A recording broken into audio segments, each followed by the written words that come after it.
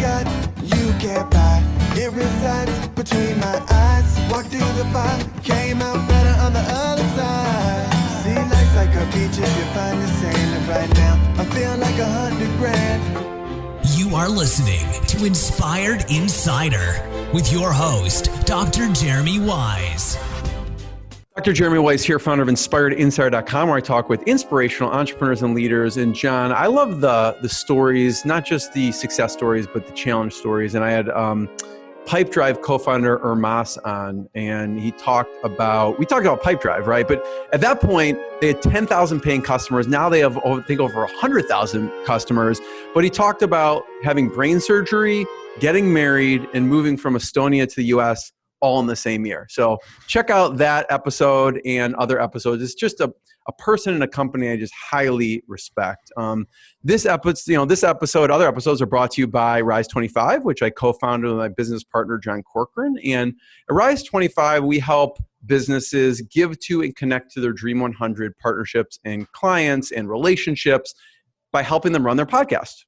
So for me, John, over the past, since 2008, relationships are the number one thing in my life. And I'm always looking a way to give to my best relationships. A podcast has been a way for me to profile other thought leaders and companies and give to them.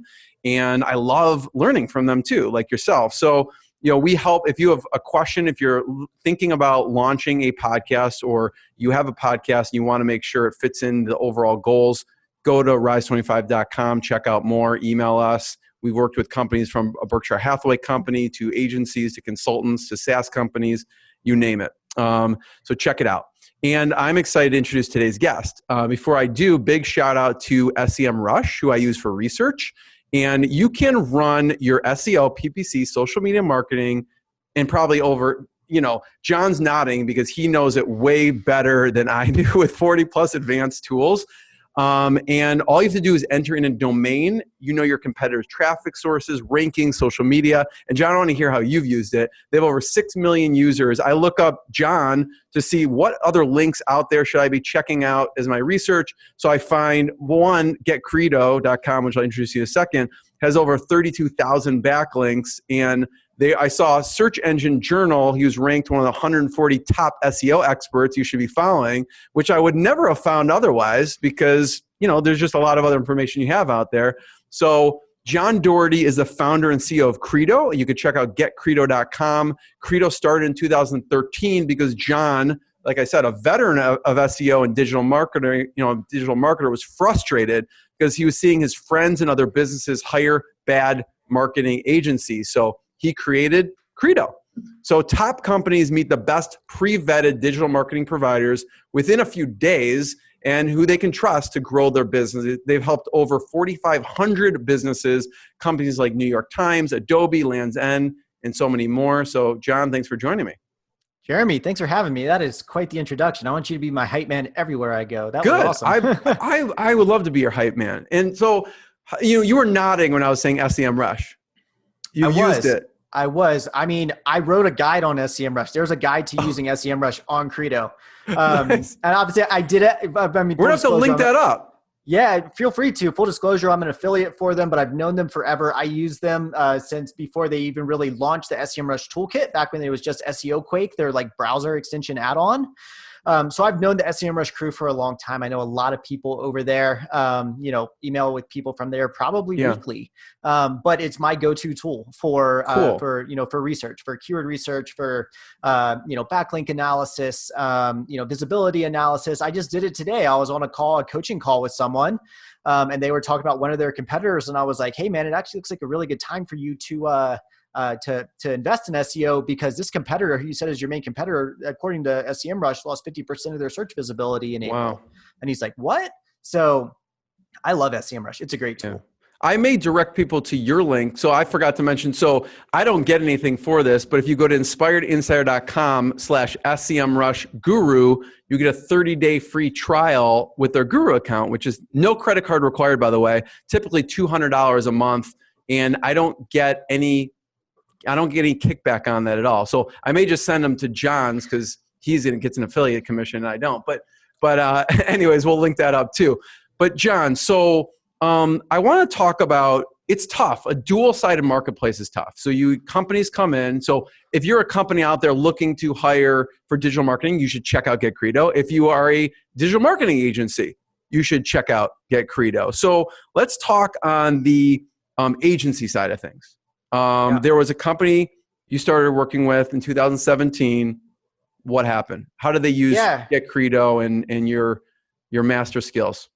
Yeah, so this is one of my favorite stories. So as you said, Credo started in 2013. I started working on it full time in 2015. So I've been doing it full time for a little over 5 years.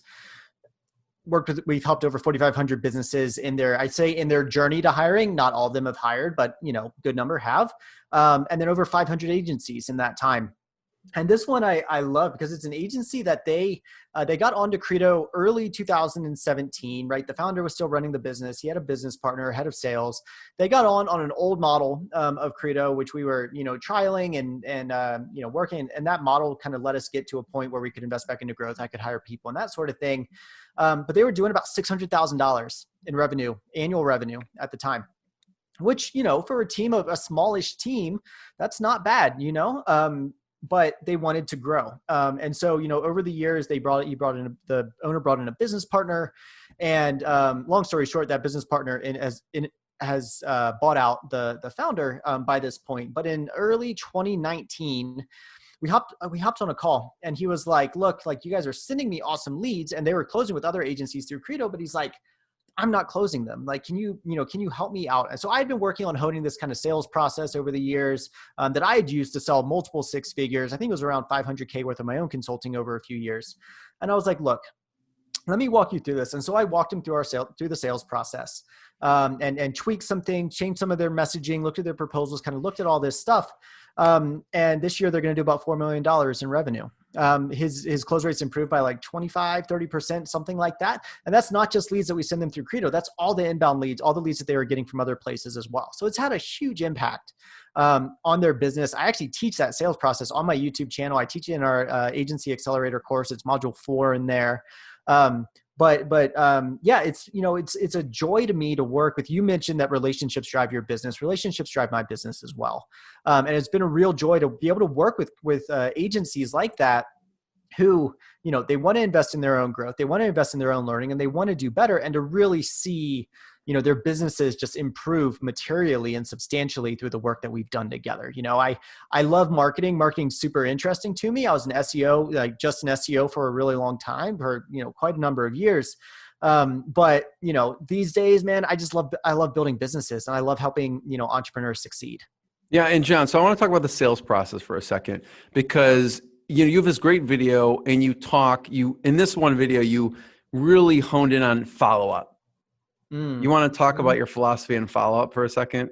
Yeah. I'd love to talk about follow-ups. So follow-ups are a part of the sales process that too many people don't do. Too many people are scared.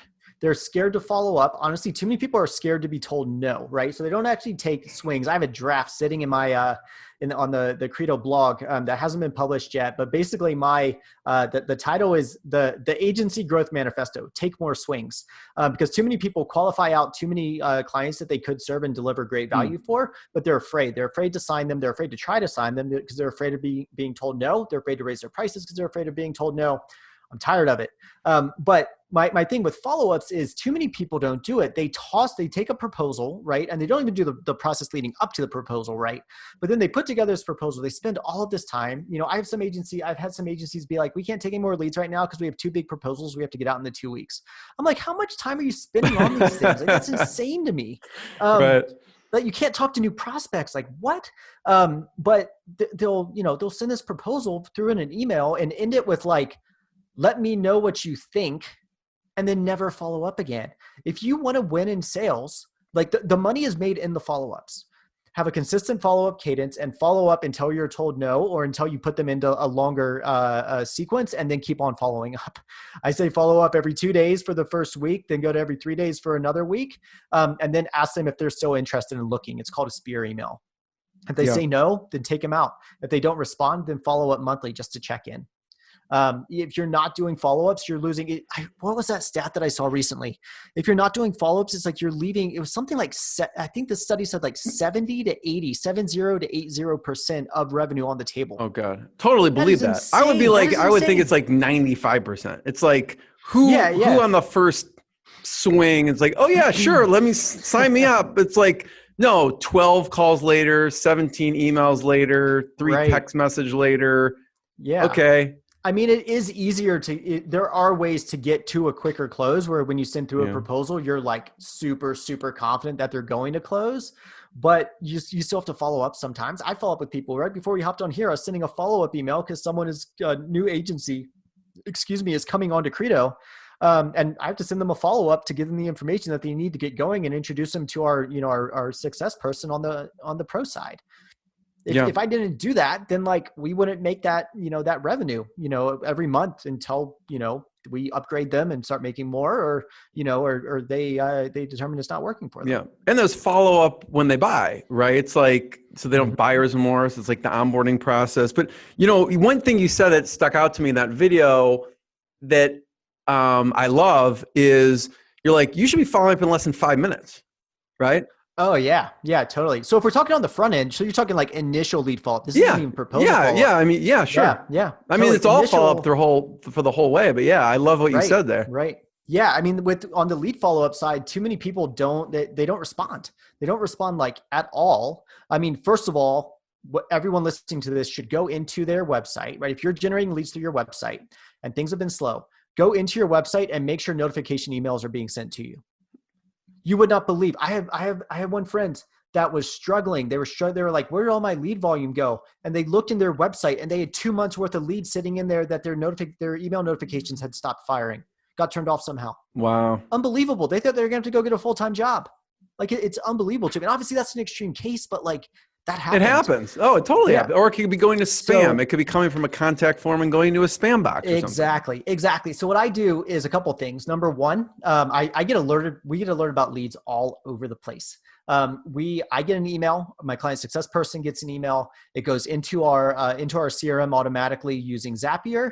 I used to get text messages about all of them. Now we have too many that my phone was just blowing up all day. I was like, I gotta move to like qualified projects put in by my client success person, right? Which I did, but like I get notifications, all over the place, and that's almost all powered by Zapier. Our like initial email notifications are through Gravity Forms natively because we're built on WordPress. But other than that, I get those notifications and my client success person gets those notifications.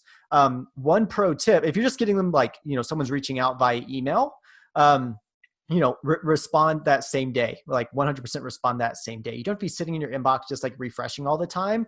If you're using G Suite, obviously like it'll show up in the tab, if you got a new email, so you can go take a look at that.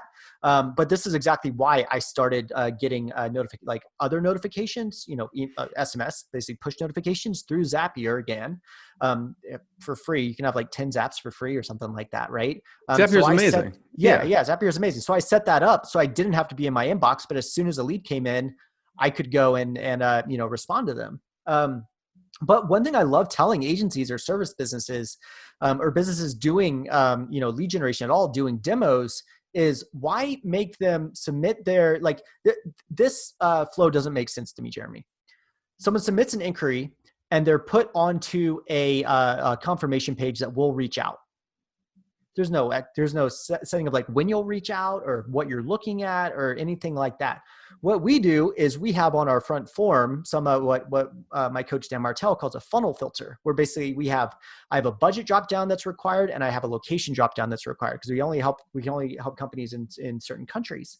And if they fill those out, right? I mean, it keeps people with like no budget from filling it out, so we don't waste our time on calls with them. And then if they fill that out, then they are actually dropped directly onto a page to schedule a call with my vetting team. So we don't have to like go and look and are they qualified or not. We're qualifying them up front. Too many people are afraid to like add in things like that. Cause like, oh, what if we lose out on a good lead? What you're actually going to find is you're going to have probably just as many leads, maybe a few fewer, quote unquote leads, like form submits that aren't qualified anyways, but the qualified ones are still going to come through. Yeah. So it's not going to be like, oh, they're making me fill out these two questions. Yeah. Forget it. They'll probably just fill them out. It is possible to get too long if they're like, why does this matter, right? We're not asking how many people are at your company, right? We're asking monthly marketing budget and location, and then like regular contact information. Yep. That's it.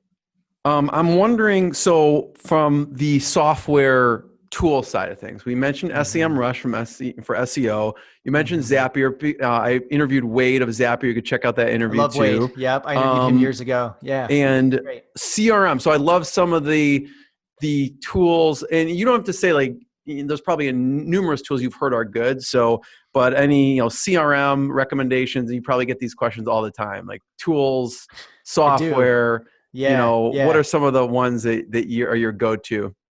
Well, and we've used a lot of different, CRMs and ESPs, email software providers, email service providers. I forget what it stands for. Email services over the years. I just go with email. Exactly. Yeah. Started off on MailChimp, went to Drip. CRM, we, at first it was a spreadsheet. And then we went to HubSpot's free CRM. And then actually a year and a half ago, we basically simplified all of our tools, and we've been on ActiveCampaign for about the last year and a half. I love them. It makes so much sense from a pricing perspective. It's CRM and marketing automation all in one, and you can have different automations based off of behavioral clicks and all that sort of stuff. I tried to rig that up with Drip and HubSpot CRM and Zapier, and it just never worked like I needed it to. So went to ActiveCampaign, and it's been phenomenal. I sound like advertising for them, but they're a great tool. I mean, they a little bit of like legacy code and such, and there's some like quirks and some bugs with like adding links and emails and that kind of thing, but like, it gets the job done really, really well. It's easy for my team to use. I love it.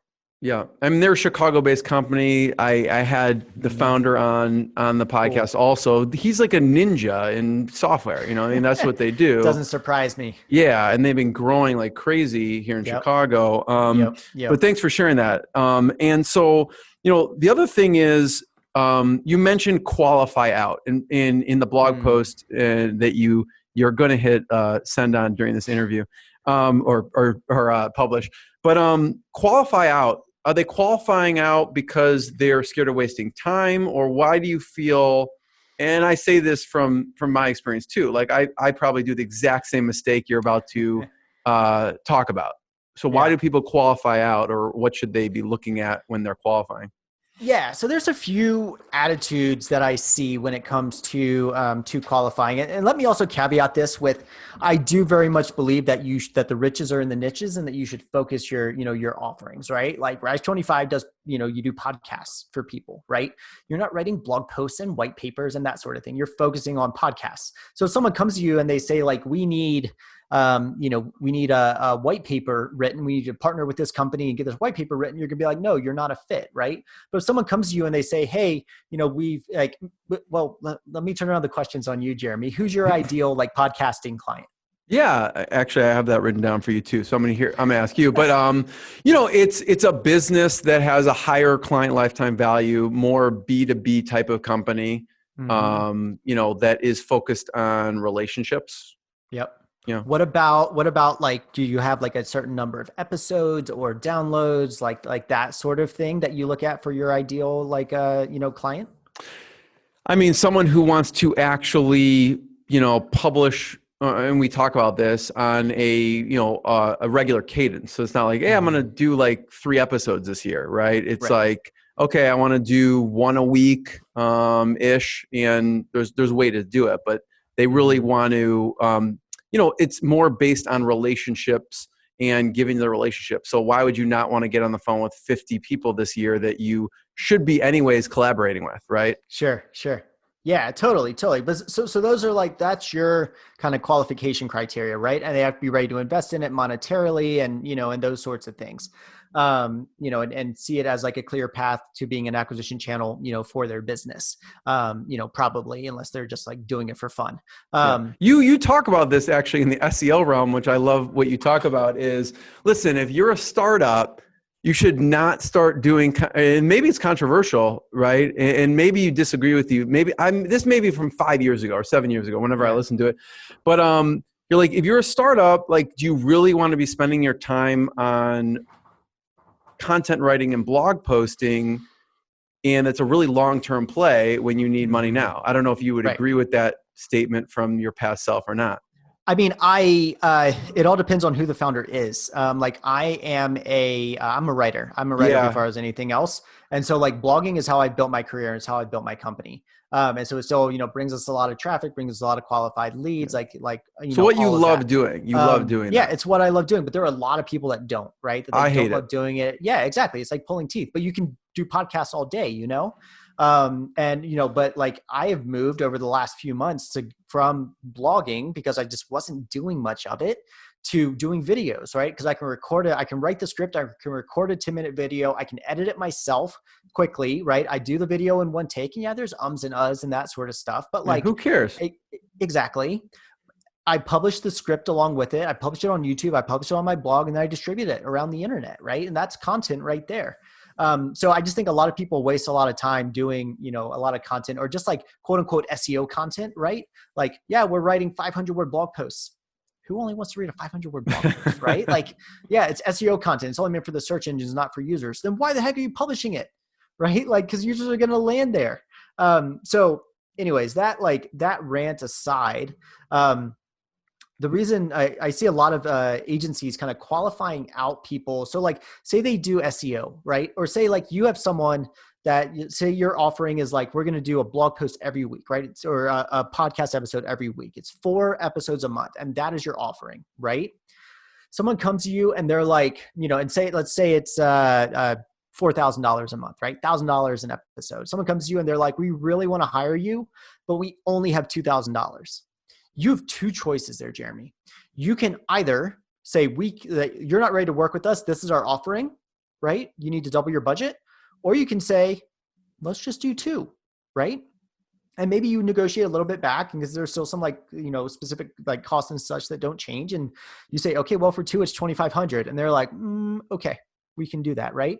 But you could have just told them no, or you can trim back your offering and they can still afford it, right? So having these different levels is really key. I see too many agencies that they're like, if you're hiring us, too many marketing agencies, if you're hiring us to do SEO, this is the way that we work. This is the only way that we will work, and these are the only prices that we will work within, right? But like, say someone comes to you for an SEO audit, and your usual SEO audit is $5,000, right, for a certain kind of company, but they don't have $5,000, they have $2,500. But for $5,000, you get, X, Y, and Z and the whole kitchen sink. Can they just get X, Y, and Z for $2,500? Right? You can do it. You can make basically a higher per hour. You can rock it out. They're not getting all those extras. They shouldn't get $5,000 of value for $2,500. You don't have to discount. You're saying you don't have to discount your services. You just trim the offering. Negotiate on scope, not on price, Jeremy. That's Got what I've been beating that drum for years. You have to show them this is what you're getting for the price that you're paying. Because if you're not telling them, if you're saying $5,000 for SEO services and they're like, well, we need it for $3,500, and all you've told them is SEO services, you can't take anything out. Your only choice there is reduce your price or not sign them, right? Versus if you told them all the things they're getting, they're going to get 8 blog posts a month and they can't pay for 8 blog posts a month. Trim it back to 5 and you can get to their budget, right? They're not getting the results as fast and they know that, but they also don't have the budget to get the results as fast as, you could get it for them. Yeah. I love that advice. Negotiate on scope, not on price. Negotiate on scope, not on price. Gold nugget. So hope people listen to you on that, John. I hope so.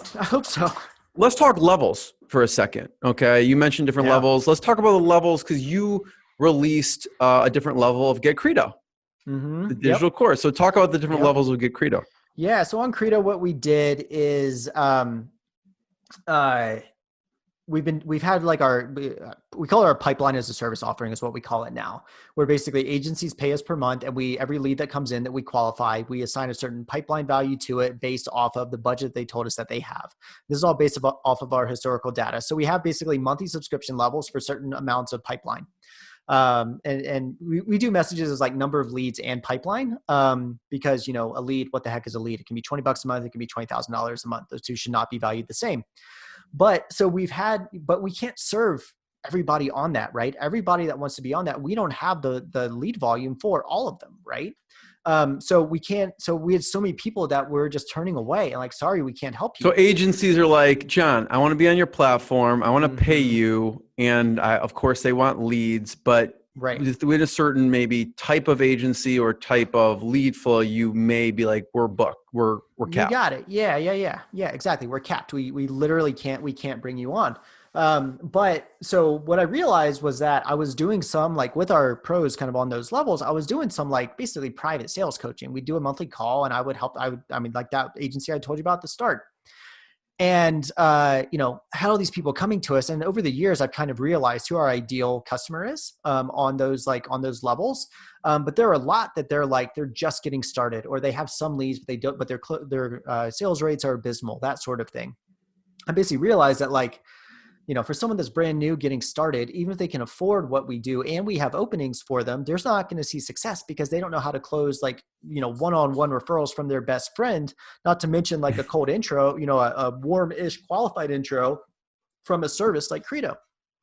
So what I did was a year ago, I started running a live accelerator. So I built out the training modules, had a week for implementation, had a Q&A week at the end, but basically I taught them, going from zero to hero, building out your site, marketing, positioning and messaging, lead generation, sales process, and then proposals. So I ran that live a couple times. It was, time intensive and energy intensive and all of that. And I was thinking about running it again. And I was like, man, why don't we just make this into an on-demand course? My business partner also owns a WordPress membership site development company. So I'm like, I can do the content. You can build up the tech. Totally. Well, he'd been telling me it for a while. And then finally I just took the time and recorded all of it. Also created a new module and we launched it 2 weeks ago, and it's done, mid 4 figures in revenue in under 2 weeks. I was like, why didn't we do this sooner? But basically what the thinking was, Jeremy, is what other needs do people have? Do people coming to us have, right? And if they're not ready to be on this level, how can we still serve them? Yeah. How can it's have not them as a customer and also serve them and give them the value that they need for where they are? Yeah. And it coaches them up to use your other services. Also. Exactly. Well, and of course, what we did is we also gave our existing pros access. So I've talked about a lot of it with a lot of them, but now they can go back and they can access that, advice at any time. So the first level, then what's the next level? So we have a level that we are, that we've been trialing where basically we have, so the companies that we work with best that we send to kind of our pipeline pros is what we call them, our top best agencies that we work with really closely. The companies looking to hire basically have to be spending at least $2,500 a month in marketing, right? And if they're doing paid advertising, they need to be spending at least $5,000 a month total in marketing, to make sense working with a bigger agency. But there are a lot of companies that don't have that. And so what we've done is we basically worked out where we have a lower tier of vetted professionals, vetted agencies and such that basically on the agency side, they can basically pay by the lead and say I'm interested in this one. But it's still going to a list of pre-vetted pros. The person isn't having to go, the client isn't having to go and kind of sort through them all. And, all of that, they're contacted by, 3 to 4, usually I think 5 is the most that we've had. So they're still getting vetted pros that are, part of a network, but, once again, they're not spending, $2,500, $3,000 plus a month, top, you can't afford a top agency, like a big, full service agency that's worked with the Adobes and New York Times of the world. So, you get what you pay for.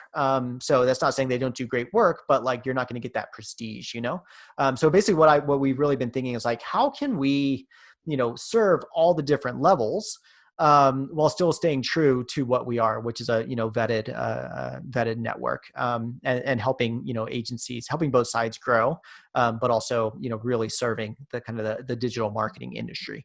So then the top tier is, do they pay a monthly fee and then they get more direct access, or?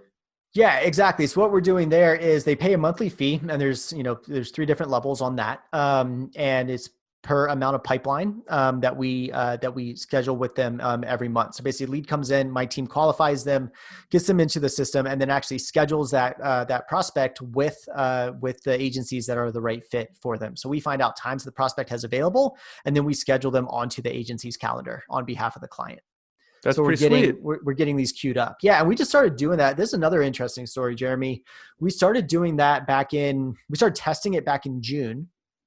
And because we've been having issues with our past model, which is like a true marketplace / escrow model of, a prospect would come in, we'd talk with them, we'd qualify them, and we'd match them up with agencies, and they wouldn't schedule calls. And why? It was multiple reasons, some of which we could affect and some of which we couldn't. Lack of case studies, that sort of thing. We can encourage it, but like requiring it, we can't require it. Or they'll go and they'll look at they'd say it's an e-commerce company, and we match them up with this agency that has done a ton of e-commerce work, but they don't have an e-commerce case study. Some people would be like, well, they don't have an e-commerce case study, so like, I don't trust you. And I'm like, okay. So what we've done now is we try to keep them on Credo as much as possible. But we actually go ahead and we schedule them and show them that the agency has marked that like they do e-commerce work. And we do have a place on their profile for like better, case studies and such.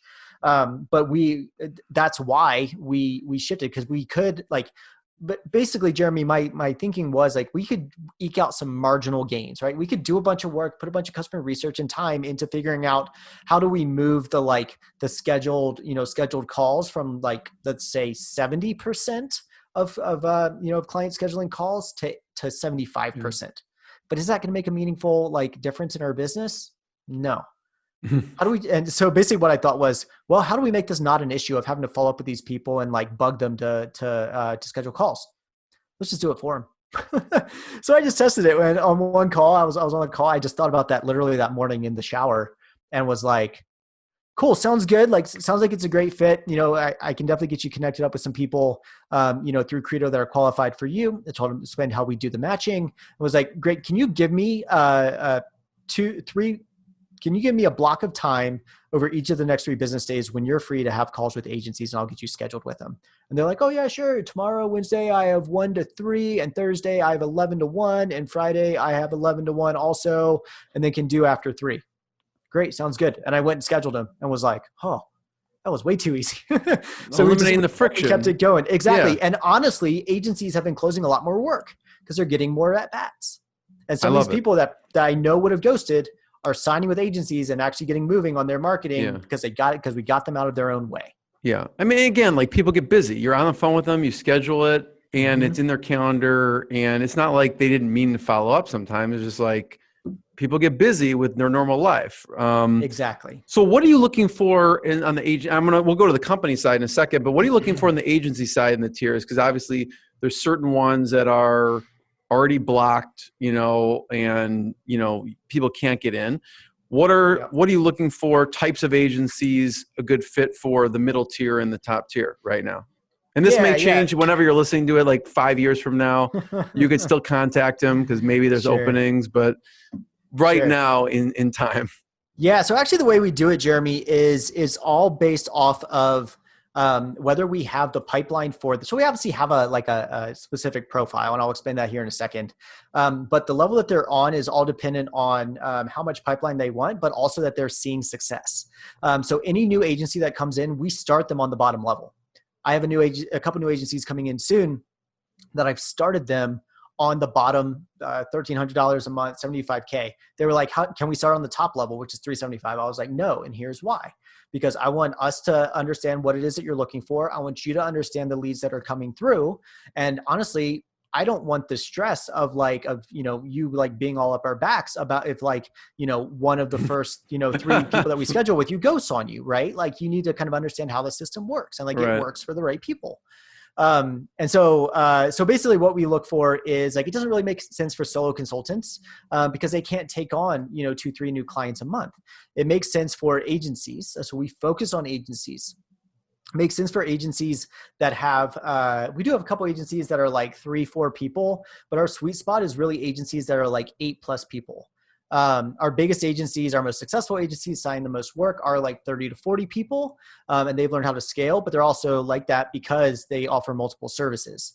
But I love working with agencies that are like 8, 10, 12, 14, 16 people, because 10, 12 people is about when the agency owner stops doing all the sales themselves, hires a sales development rep to qualify and all those sorts of things. And that's really the fun part of business growth, for me. And then we can see them grow to like 20, 25, 30 people, and they kind of grow up, through the ranks, and we all, kind of grow up together. Yeah, cool. And I will talk on the company side, but if there's agencies listening and they're interested, should we send them just to getcredo.com? Is there a certain page they should check out? Go to getcredo.com/pros, PROS. It is linked up in the top right of the site and kind of a sub nav. We're hopefully going to be making it more obvious soon, because I'm tired of getting emails from people asking how they can join Credo. Yeah, exactly. Cool. That's a good message to get, though. Yeah. On the company side, John, so it's tough. Like a dual marketplace is not easy, right? You have to get the companies or the agencies, and then the companies coming in who are looking for work. So on the company side, I don't know if we talk about the hired dribble example and relationships in general. Yeah, I mean, we can definitely talk about that. I mean, though, you're absolutely right that, a two-sided business is so hard. People, when I was starting off, a mentor gave me one piece of advice, and he said, there are two things that you should not do. You should not start a marketplace, and you should not start a marketplace alone. Guess who did both? I'm a slow learner. Very good. But we're not a marketplace. We're a productized service, but we are a two-sided business. And I was fortunate because I started this business in a space that I've been in for a while, that I have a good name in. So, and I already had people coming to me wanting me to consult with them. So I actually started Credo.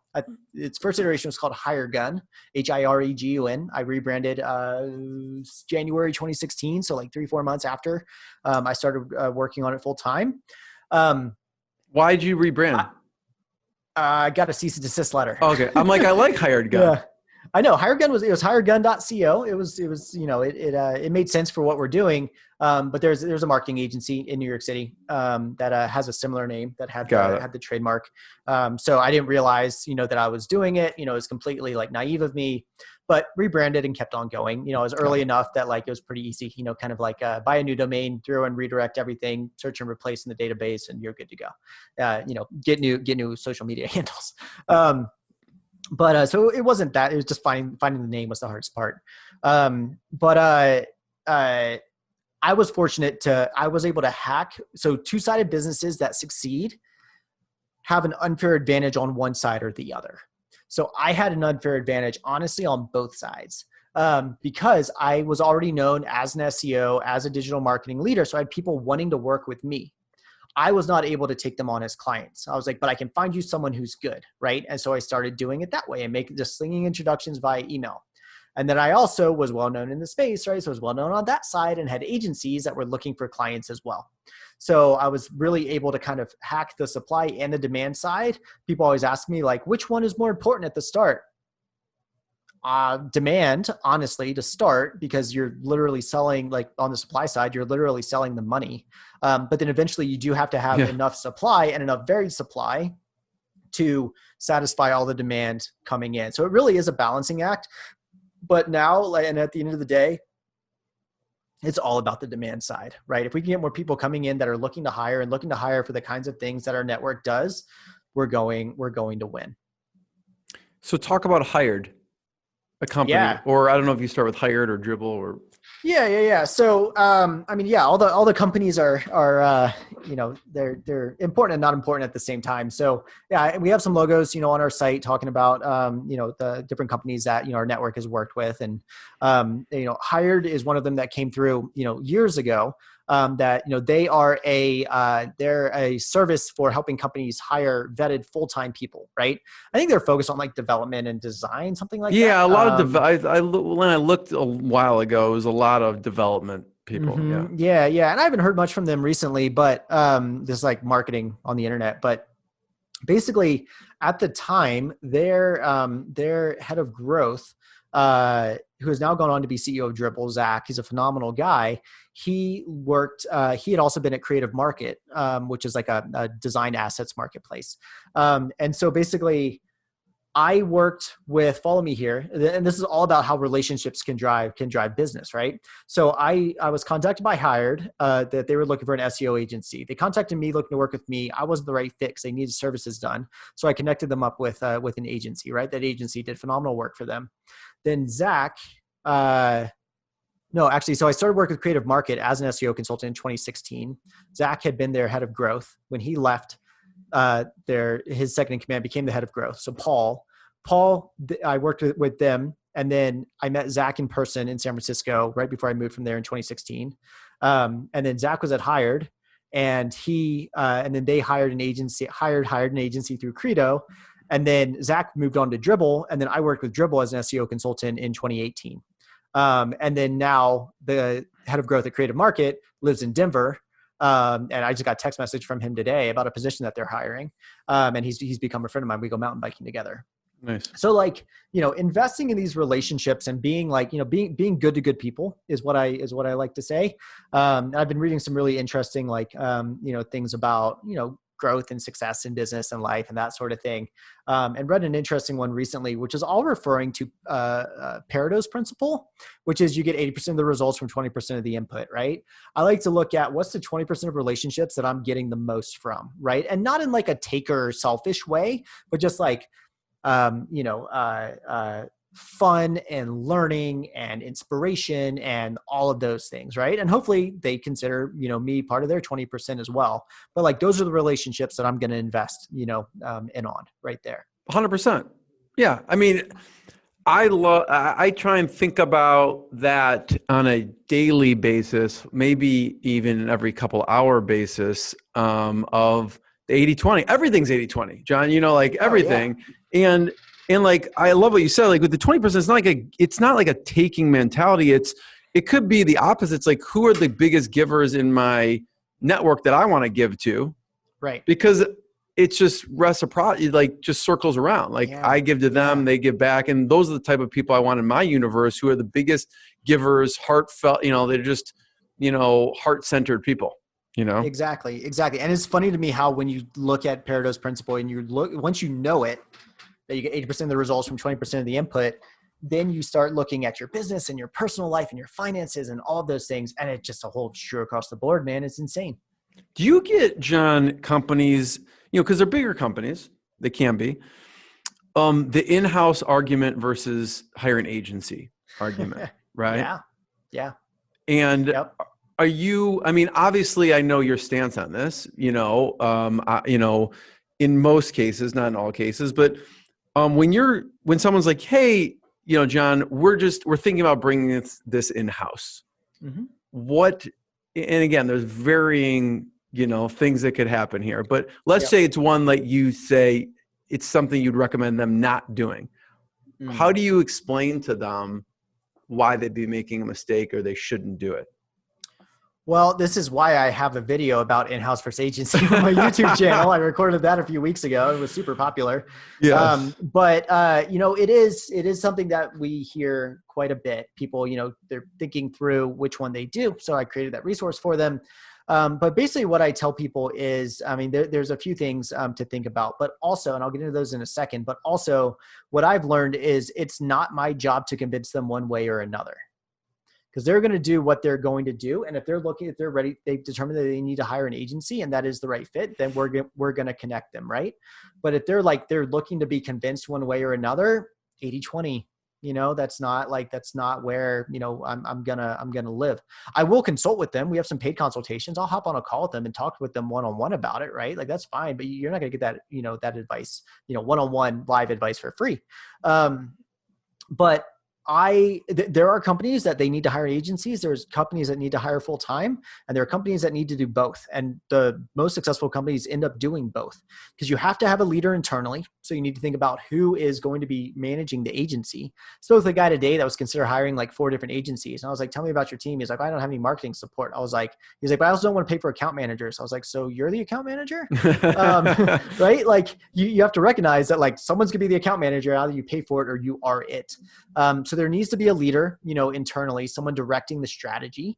And so if you don't have that, then either hire a consultant to be directing that strategy, but also recognize that consultants are not doing all the services. They're not going to run all your SEO. They're not going to write the content and do the technical SEO and do the PPC and the Facebook ads and all that stuff. They might do a little bit of it, one of them, but otherwise they're going to need help from your own internal team or, outside teams. So usually it comes down to, do they have a strategy set? Do they have someone internally that's going to be leading it? Or like a founder that knows marketing? Do they have someone that knows it, internally? And if they do, then even if it's the founder, like an agency can absolutely be the right need. Otherwise, like you do need to have someone kind of steering the ship, captaining the ship, on the marketing side. The other thing that I will say is that,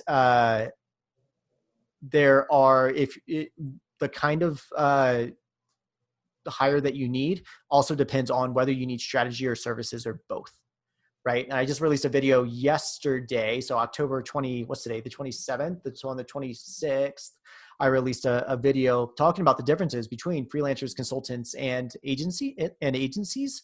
I get people that they're like, we're looking to hire in-house and we need them to do all of these channels and we don't have budget to work with agencies. I'm like, wow, like, good luck. Like that's a unicorn that also you can't afford. If you need services, either hire a bunch of freelancers or hire an agency, right? It all depends on how centralized you want and need the strategy to be. And often people will hire a bunch of freelancers, then eventually graduate to an agency. If you need strategy and maybe one channel like focused on, but then also to direct like the rest of the strategy and work with internal teams and such, a consultant can be a good fit. But once again, they're not doing full services like an agency is doing.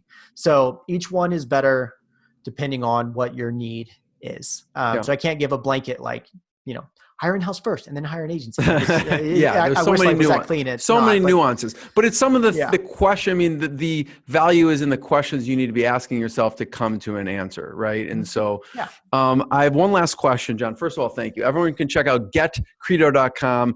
And before I ask, I want to know if we left anything out from the Get Credo story, your story. I mean, there's so much.